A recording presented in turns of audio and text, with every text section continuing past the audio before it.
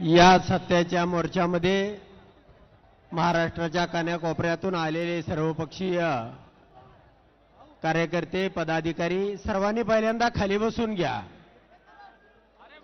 महाराष्ट्रामध्ये विधानसभेची निवडणूक झाली आणि विधानसभेच्या निवडणुकीचे निकाल ज्या वेळेला आपण सर्वांनी पाहिले त्यामध्ये माझ्या माळशिरस तालुक्याचाही एक निकाल होता।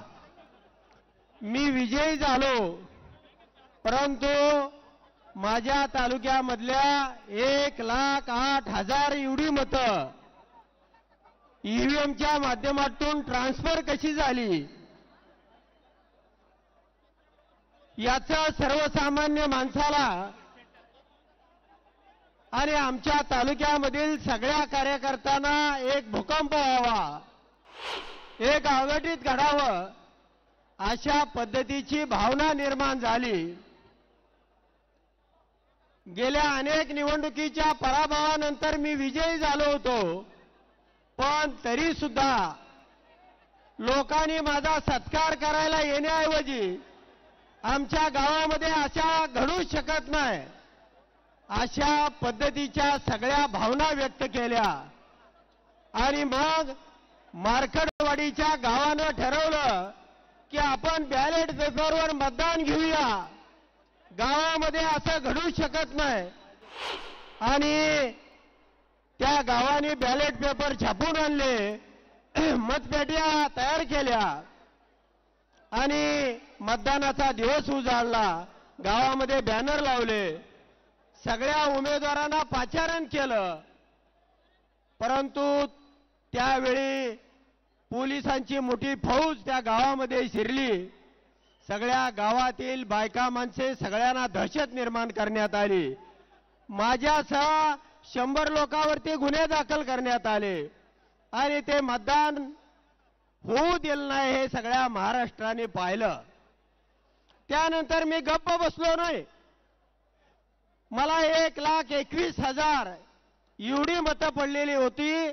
मी निवडून आलेला आमदार होतो, पण त्या ठिकाणी मी 1,75,600 लोकांचं तालुक्यामधल्या प्रतिज्ञापत्र घेतलं आणि मी थेट दिल्लीला गेलो।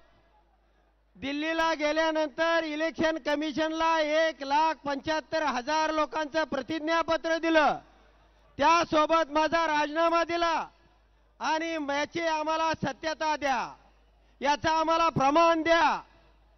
आमच्या तालुक्यामध्ये बॅलेट पेपरवरती निवडणुका घ्या, परंतु 10 महिन्यामध्ये ना माझा राजीनामा स्वीकारला ना त्यांनी कुठलं पत्र पाठवलं।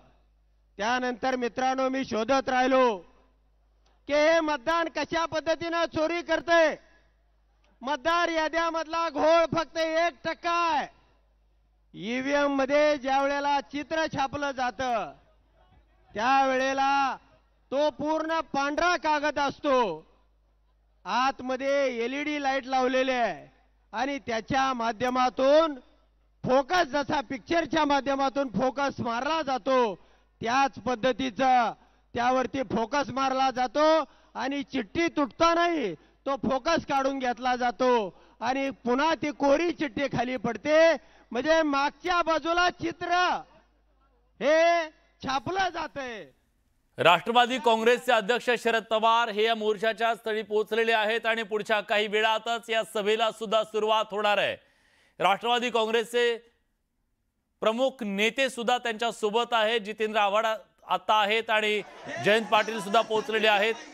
राष्ट्रवादी शरदचंद्र पवार पक्षाचे प्रदेशाध्यक्ष सुद्धा पोहोचलेले आहेत आणि शरद पवार, उद्धव ठाकरे आणि राज ठाकरे आज पहिल्यांदाच एका मंचावरती येणार आहेत।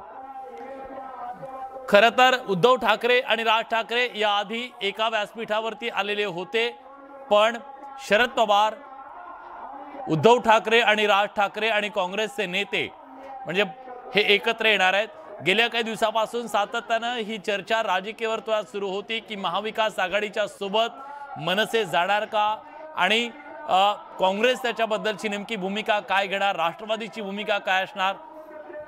पण आज या मुद्द्यावरून चारही प्रमुख पक्षांचे प्रमुख नेते हे एका व्यासपीठावरती आपल्याला उभे दिसणार आहेत। या मोर्चाच्या माध्यमातून जो सगळा मुद्दा उपस्थित करण्याचा प्रयत्न विरोधी पक्षांकडून सातत्यानं केला जातोय, त्या मुद्द्याच्या अनुषंगानं एक विराट शक्ती प्रदर्शन करण्याचा प्रयत्न विरोधकांनी केलेला आहे। या मोर्चाला ज्या प्रकारची गर्दी झालेली आहे त्यातून त्यांचा तो शक्ती प्रदर्शनाचा उद्देश साध्य झाला असं म्हणूया। पण या मोर्चाच्या नंतर निवडणूक प्रक्रियेच्या मधल्या पारदर्शकतेच्या बद्दल जो आग्रह धरला जातोय त्याबद्दल निवडणूक आयोग काय पावलं उचलतं हे पाहणं सुद्धा तितकंच महत्त्वाचं असणार आहे।